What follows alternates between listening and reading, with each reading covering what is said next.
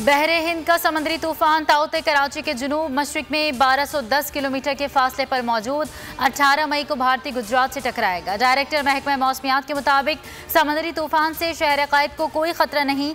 सिंध के मुख्तलिफ मकामात पर कल से 20 मई तक तेज़ बारिश का इम्कान। जिन्ना इंटरनेशनल एयरपोर्ट कराची पर हाई अलर्ट कर दिया गया।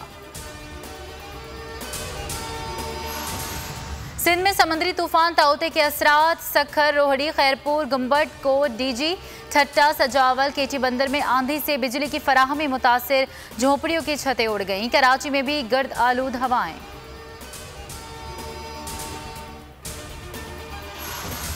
कराची में नालों की सफाई का काम जारी। तर्जुमान NDMA के मुताबिक अब तक महमूदाबाद नाले से 14,900 टन, गुज्जर नाले से 73,550 टन और औरंगी नाले से 1,53,000 टन कचरा निकाला जा चुका है। हैदराबाद में रेन इमरजेंसी नाफिज।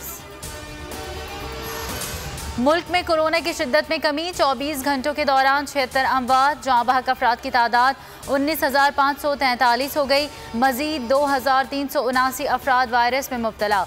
NCOC के मुताबिक मस्बत केसेस की शरह 7.8% रही।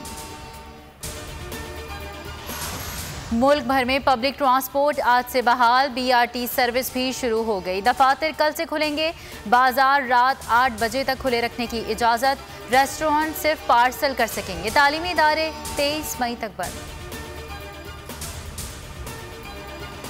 गजा में निहत्ते फ़लस्तीनियों पर इसराइली जारहियत जारी। गुज़श्ता रात से अब तक 13 फ़लस्तीनी शहीद। शोहदा की तादाद 148 हो गई। 40 बच्चे भी शामिल। गजा टावर भी तबाह कर दिया। सेक्रेटरी जनरल अक़वाम मुत्तहिदा का इसराइली रवैये पर मायूसी का इजहार। कहा, आम शहरियों मीडिया को निशाना बनाना बैनुल अक़वामी कवानीन की खिलाफ वर्जी है।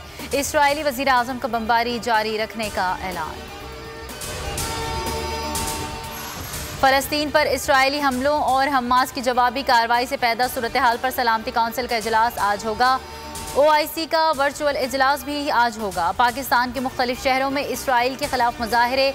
मुख्तलिफ यूरोपीय ममालिक और अमरीका में भी फ़लस्तीनियों की हिमायत में रैलियाँ।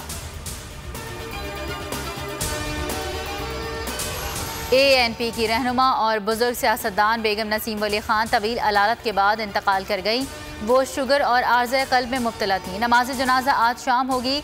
बेगम नसीम वली खान एक बार कौमी असम्बली की और 3 बार सूबाई असम्बली की रुकन मुंतखब हुई थी। और PSL 6 के बाकी मैचेस के लिए PCB के अबूधाबी से मामला तय पा गए। इमारात क्रिकेट बोर्ड को मुल्की हुकूमत की जानिब से ग्रीन सिग्नल मिलने के बाद मेगा इवेंट के हवाले से बाज़ाब्ता ऐलान आज किया जा सकता है।